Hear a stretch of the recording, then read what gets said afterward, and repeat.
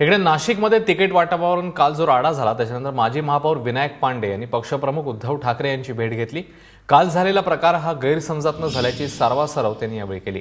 तसंच या प्रकरणावर पडदा टाकण्याची ग्वाही देखील त्यांनी उद्धव ठाकरे यांनी दिली आहे। भाजपकडून मिळालेला एबी फॉर्म भरला नसल्याचं स्पष्टीकरण विनायक पांडे यांनी दिलं।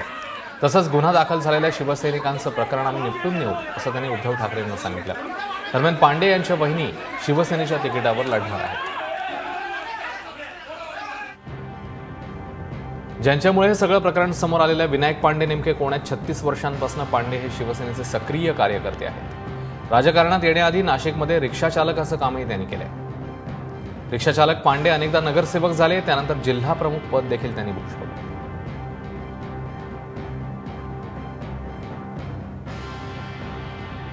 शिवसेना पुरस्कृत अपक्ष नगरसेवक ते झाले, त्यानंतर अपक्ष आघाडीची मोठ बांधून ते महापौर देखील झाले।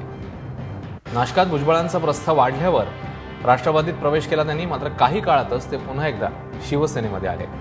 पक्ष बदलल्यानं पांडेंना सेनेत मानाचं स्थान मिळालं नाही। आता तिकिटासाठी देखील त्यांना संघर्ष करावा लागतोय।